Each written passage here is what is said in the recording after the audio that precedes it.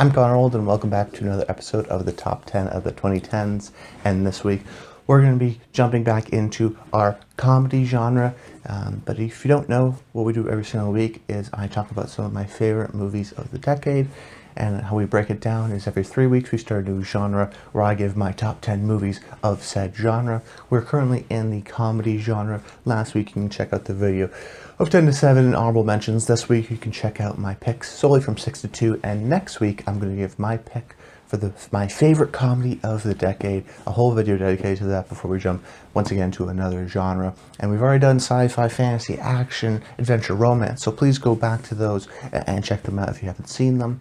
Also, I want to let you know that all these videos have time links in the descriptions. So maybe if you see the thumbnail, or maybe if you want to just jump around and see my picks, you can do so just by clicking it there in the description. And that these videos come out pretty consistently now on Mondays at 12 p.m. Eastern Time.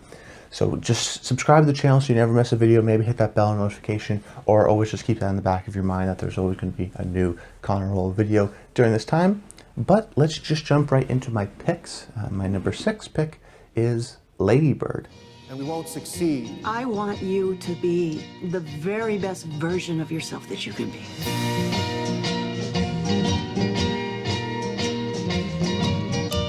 What if this is the best version?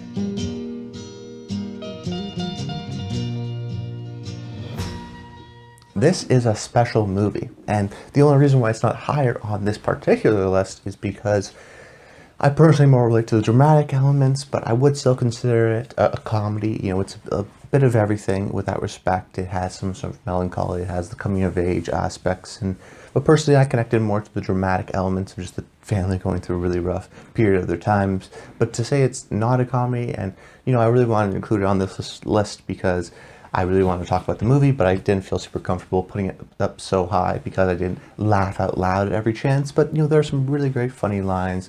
Saoirse Ronan's performance as Lady Bird is really funny too. So there is a lot of comedy within the movie, but just because for me, my main purpose for comedy is to laugh, and that it doesn't make me laugh the hardest to be, say, a top 3 kind of a movie, even though maybe in terms of quality, in terms of even my preference, it may be sort of a top 3 movie out of all this bunch of movies on the list.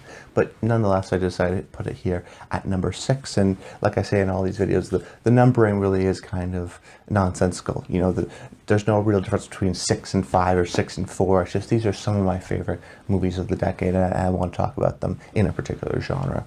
But as I was rewatching the film more recently, I sort of had a cinematic dilemma, we'll call it, because what I remembered from the movie was this sort of very funny, charming coming-of-age movie with these great 2 leads with Laurie Metcalf and Saoirse Ronan, and then that great mother-daughter dynamic, which I hadn't seen so much in other movies. So it was very refreshing, and the world that Greg Gerwig built was really engaging.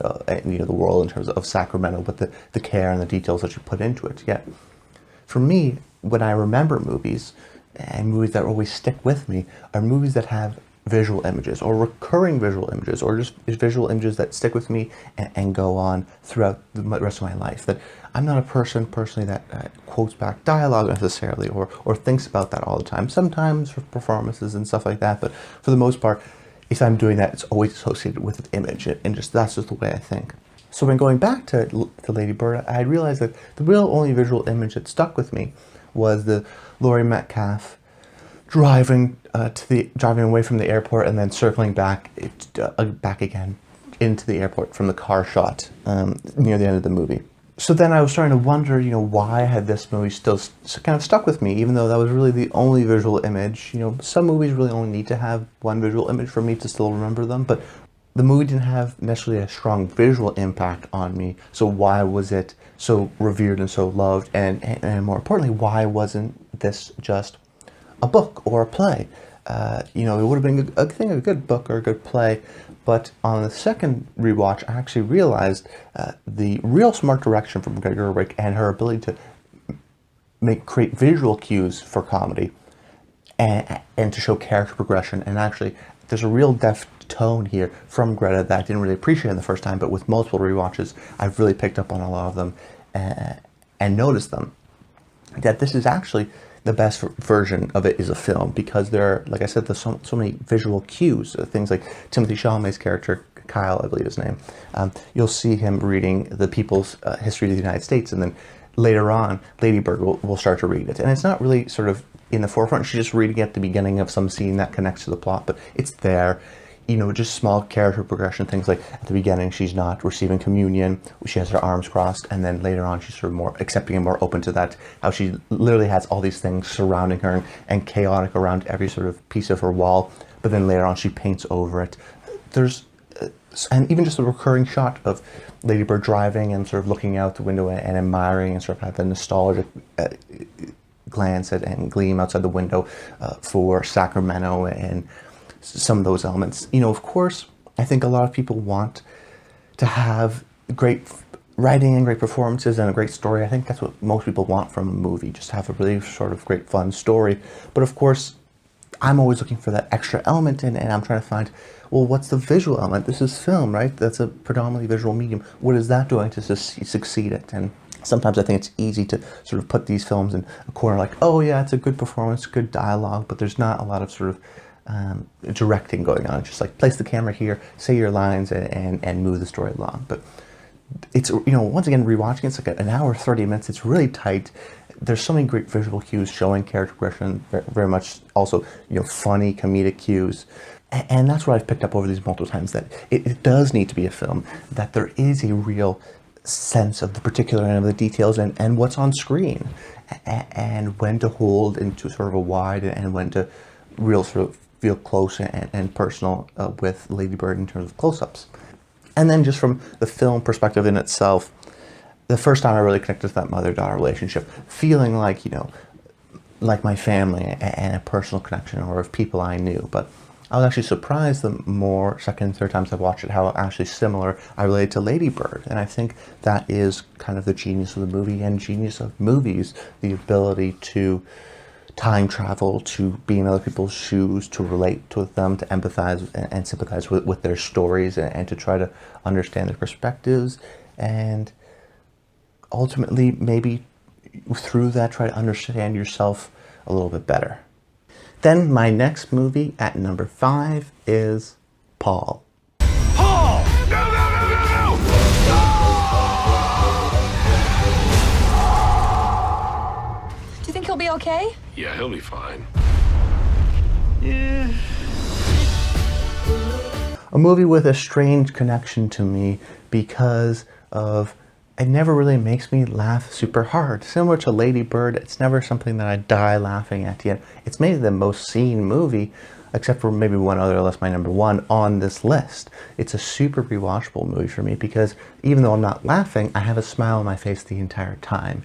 And I mention this on every episode that I think a good list has to have at least one strange pick, a movie that wouldn't make anyone else's list, that has a personal connection to you, because that's what I believe movies are. It's that, you know, if everyone has the same opinion, it's boring. And I think that if you're able to recognize that you have a personal connection to one film that, you know, a lot of people don't, but it's something that really connects to you, you should celebrate that and you should be on your list. And Paul is that one for me, because it's not a movie that was really well liked at the time, and this hasn't been really well appreciated since, even though I think it's a really actually well-crafted movie, and it's a very sort of simple movie, and it's not maybe Citizen Kane, but it really connects to me, and I think that's thanks in large part to Simon Pegg and Nick Frost, the dynamic comedic duo, which of course we first saw in the Cornetto trilogy, Edgar Wright's Cornetto trilogy, which is Shaun of the Dead, then Hot Fuzz, then The World's End, you know, both characters, with both Simon Pegg and Nick Frost in each one playing different characters. Paul was actually a movie that they both wrote together, and then they starred in about these British alien nerds and sci-fi heads that go to the US with an RV and are planning to sort of go across the US, going to different alien stops along the way and sort of exploring the country.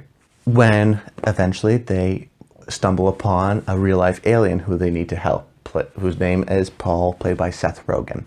And that's kind of the brilliance of the movie, is it's something that we sort of see very rarely, which is the clash of British humor and American humor. And we talked a little bit when I talked about What We Do in the Shadows, an honorable mention on this list, that New Zealand was kind of a mix of British and American humor, but I think very rarely do we see, and that cultures have different humors in general, but very rarely do we see sort of the combination of both, and we sort of get a little bit of both in this movie. And in this movie, it succeeds because it has those both.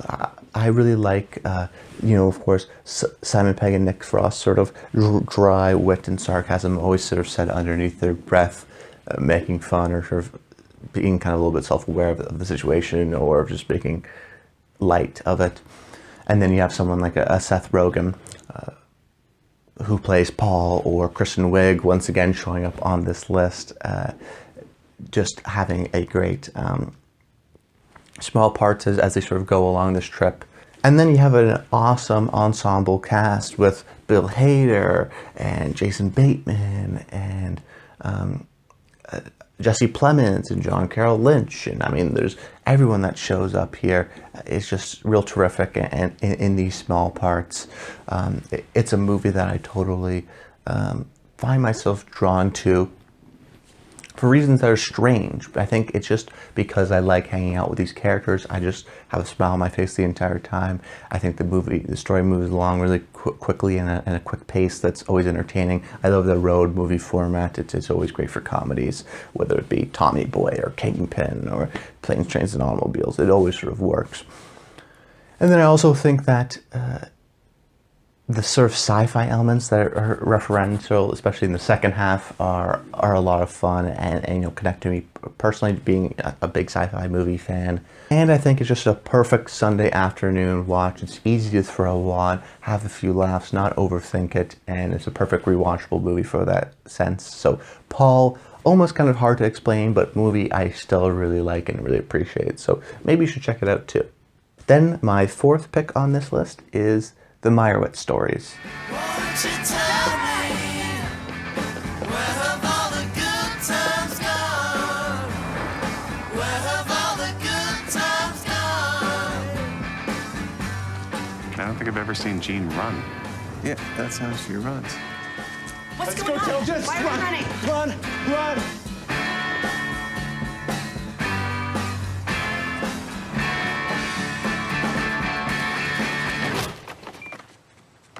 Maureen? Won't you tell me? An underrated comedy movie in the grand scheme of things, even though it has some two comedic heavyweights, really for the first time as co-leads. And what a lot of people don't know is that it's written and directed by Noah Baumbach, yes, but this was who also directed Marriage Story, which was his big sort of Netflix Oscar push, but this was supposed to be his first one. This was also released on Netflix, came out 2 years before Marriage Story. People thought maybe, it'd have sort of that Oscar push and get some of those nominations, and really didn't work out. But Marriage Story was the one to sort of finally break through. All-star cast, Dustin Hoffman, Ben Stiller, Adam Sandler, Elizabeth Marvel, and a whole host of other sort of small bit parts that have great actors in them too. We're roles like Emma Thompson and Adam Driver, of course, a Noah Baumbach favorite. About a dysfunctional family and following these three siblings and how they cope with their relationship with their father and how that's impacting their past, but also impacting their current adult life, and how their sort of life has turned out very differently from one another. And the way I sort of divide Baumbach's career is there's two kind of films. There are the more serious, dramatic-driven films with Marriage Story and Squid and the Whale, and then there's the more sort of goofy, screwball, comedic-type movies in Frances Ha and Mistress America and Meyerowitz Stories. And so personally, when we're looking at Baumbach's career, I connect more to those kinds of movies, more of the comedic ones. And let's not be, mistaken that even though it's about a dysfunctional family and there's sort of these themes of familial bond and impact and generational impact and things like that, it's still very funny. I mean, it's got Adam Sandler, it's got Ben Stiller. It's not in terms of their studio comedy kind of goofy, very silly aspects. It has a little bit more of a deft tone in terms of trying to explore themes, but also trying to be a little bit more subtler. But Baumbach is the real comedic force of this movie, and he is really a great comedic director, and this movie is very funny. I don't want to make it seem like it's a dramatic movie, and the reason why it's so high up on this list is probably because it's on Netflix. I can rewatch it a bunch, and I have, and it's a great family movie, I think, especially for people with older children. But Baumbach is akin to maybe like a Woody Allen in his New York sensibilities, but also in his wordsmith. And there's some actors that can really play well with it. Adam Driver, Ben Stiller here, and I think Adam Sandler does well here as well, where oftentimes the comedy comes from either situational bits or just pieces of dialogue. The whole film, a lot of it is about miscommunication, and people are talking over one another, where someone will say one thing and then someone will respond to a separately different conversation they were having 2 minutes ago, that they're just on different wavelengths. And that's where a lot of the comedy comes from, where it's in a sort of a New York way, we'll say, where they say a lot of things in a minute, but they're not really getting down to the core. They're sort of dancing around it. It starts with small talk and leads one way, but then you can see, just with the words and with the dialogue and the conversations, you see how the conversation is trying to be shifted, or you're trying to see what the true intentions are, especially with Ben Stiller's character, who's really able to, is more into, especially with his job, the political element of not almost want to try to offend his father, but still trying to be confrontational with him, versus Adam Sandler's key sort of teetering on the edge of anger and of sadness and sort of confusion and of trying to be a mature adult, but still having that sort of immaturity within him. And I think a reason also why I connect to this movie more than other Baumbach movies, why a movie like Mistress America, which is also an awesome film, or Frances Ha, which is less comedic, so I didn't feel like it fit on this list, why those movies aren't on the list and this one is because I think Baumbach, especially in this film, really cares for his characters. It's very compassionate in the way he looks at their lives. Small scenes of family bonding that he includes, that is, even though this family is very dysfunctional, there are scenes of connection and that sort of breakthrough, and the dialogue actually connects, or just the whole family being proud of Adam Sandler's daughters. Film school sort of strange exploitation sex kind of videos, but they're still very, oh wow, she's very good, and there's a great sort of sense of familial support even within the dysfunction. And like I said, there's these great comedic moments with the verbal battles of dialogue, and some of the great Sandler performance, and Stiller and Dustin Hoffman being sort of this cranky old artist and delivering these lines in a straight way. But there are larger themes of trying to see how their fathers impact him, looking at his own career, but then them trying to look at their time with him and their childhood, and maybe putting some of the blame on him and his career, but him trying to not totally reconcile with that, and them trying to reconcile them together as siblings and together as a family as the plot goes on later.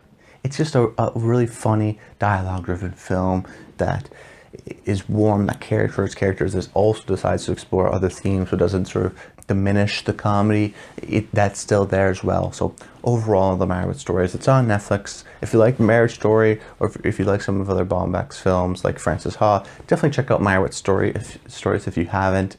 Some people may be surprised that it's this high on the list, but for me, there's no real film that has the incredible wordsmith and dialogue and the dual meanings and the miscommunication that it explores within a dysfunctional family since maybe Royal Tenenbaums.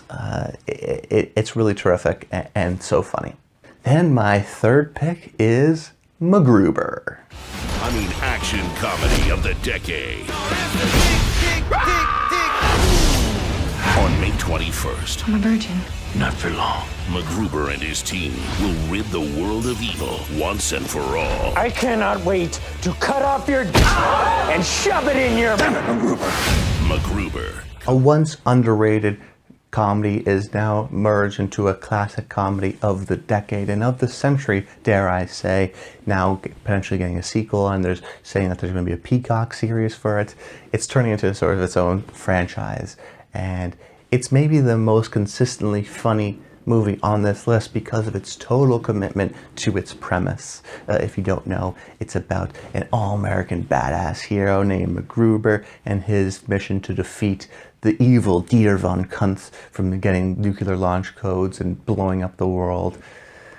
It's a great movie because it's a parody of these action movies, these 80s kind of action movies with the awesome, all great hero, and then the evil, menacing bad guy.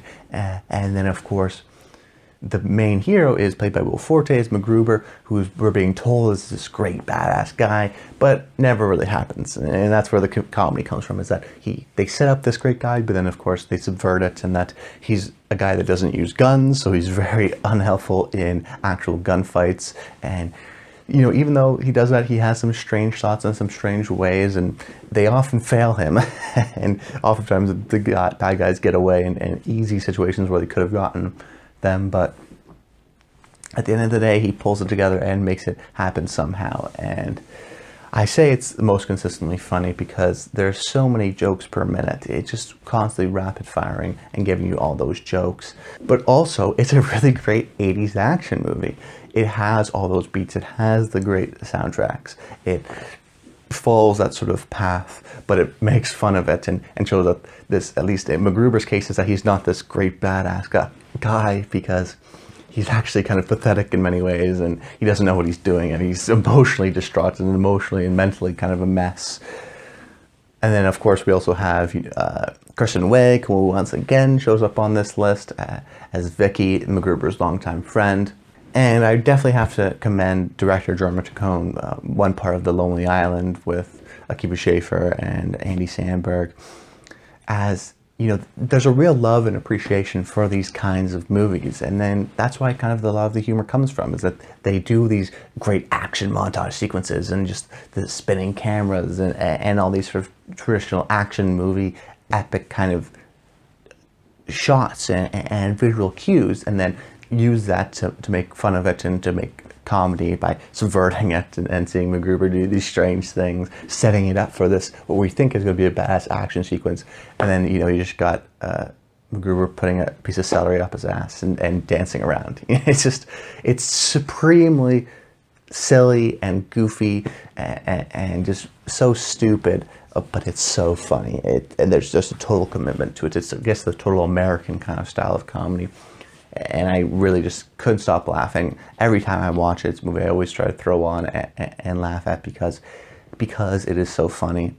And I think The Lonely Island, just bringing that back up, is that sometimes they have the best career, or also known as the worst career, because whether it be Hot Rod or this movie or Pop Star, it feels like they're all appreciated much later, that they all don't do well at the box office, never, you know, invest in one, but they're always going to be a movie that has a cult audience later, and then therefore it's always seen as a great comedy. And even, you know, many great filmmakers, Hitchcock, Kubrick, great actors, they weren't maybe even appreciated at their time, and now or movies, you know, some of the best movies of all time weren't the greatest movies of all time when they came out. They sort of developed that relationship later on.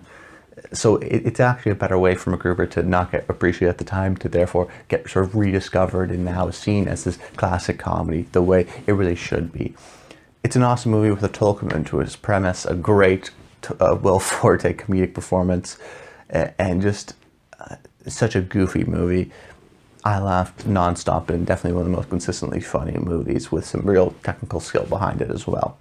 Then my number 2 pick, and the last movie we're going to be talking about on this episode, is 21 Jump Street. That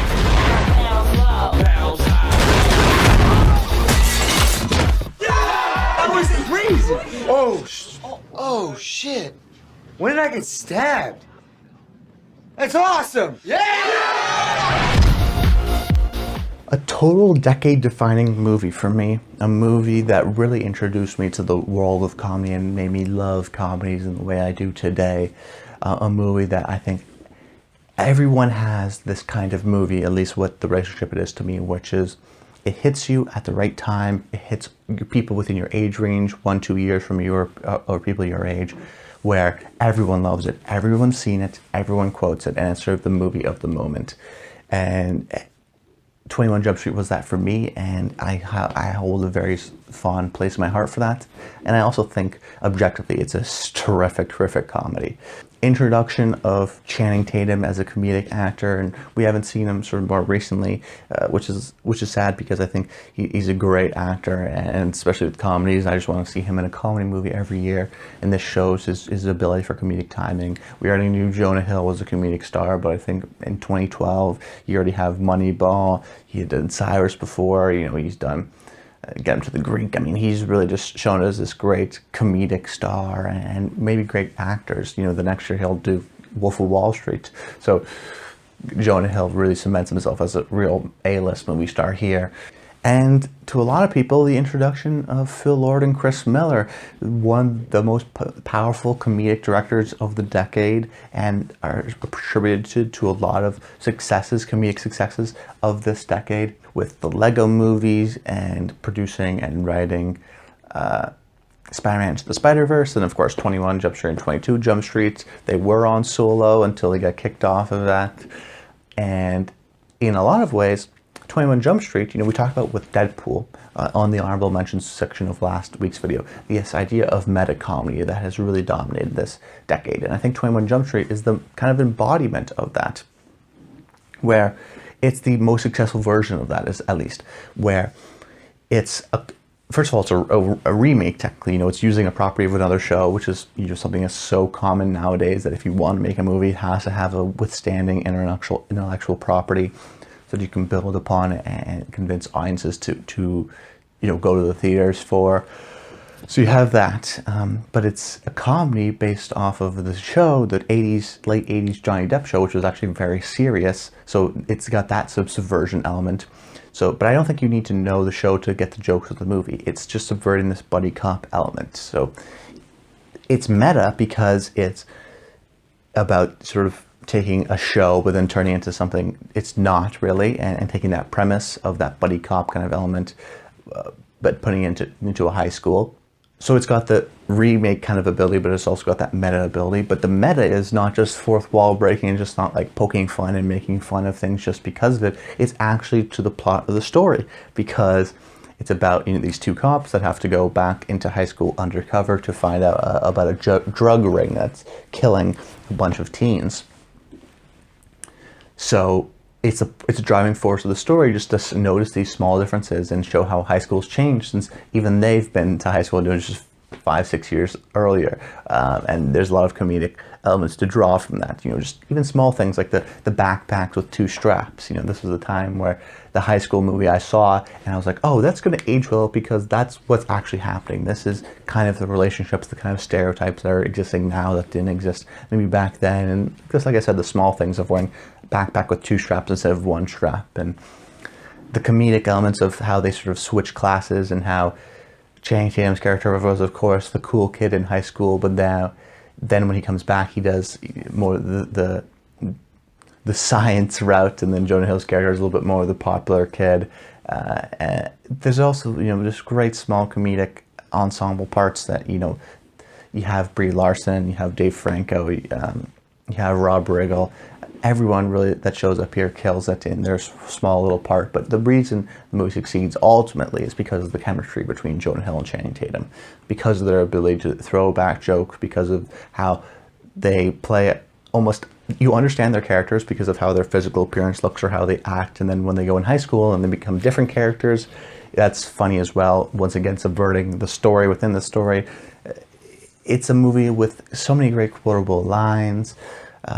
The story within itself has so much great situational elements because they're undercover cops in a high school. There's got that mystery or detective element where they're trying to figure out the case. They play with all the stereotypes of the chief boss and even some of the high school guys, and then trying to change that by thinking they're one way or over assuming something about someone stereotypically, but then it's not that, it's someone else. It's crude, it's raunchy, but it's actually done in a smart way. And I think it's easy to dismiss these kinds of movies as, oh, they're just vulgar and crude and raunchy, and that's not my style of humor. But I actually think its ability to comment on this sort of action, buddy cop, undercover drama, genre and comment on that and make fun of that, and also its ability to build characters and talk about what would you do, you know, if you went back to high school, what kind of person would you do if you had that second chance? Does that actually change you? And, you know, or is your true person going to shine out either way? It has smart situational jokes. It has smart dialogue between the two. It's goofy, it's silly, yes, but it's also really smart, and smarter than it has any right to be. And that's why I really connect to it. It's a special movie because of how it connected with me and people of my age, and it was just the movie, so I have fond memories of that. But I think going back and rewatching it, and the reason I keep on going back to it and keep on going back to 22 Jump Street, which is an excellent sequel, is because Phil Lord and Chris Miller are someone that is able to balance comedy and heart, and that this film does have both of that, and focuses where some comedic movies focus on a romantic relationship. This one really focuses on a friendship, something that maybe we don't see all that often in comedies. But that's about it, guys. I hope you enjoyed the video. Make sure you comment below. Let me know what your thoughts on some of my picks are, and what are your favorite comedic movies of the decade. I'd love to hear that. Stay tuned to next week, where I give my #1 comedic movie of the decade. Please let your, write your comments down below, predicting and guessing what it is, and then you'll see next week what my pick was. Yeah, that's about it, guys. Until next time, stay tuned.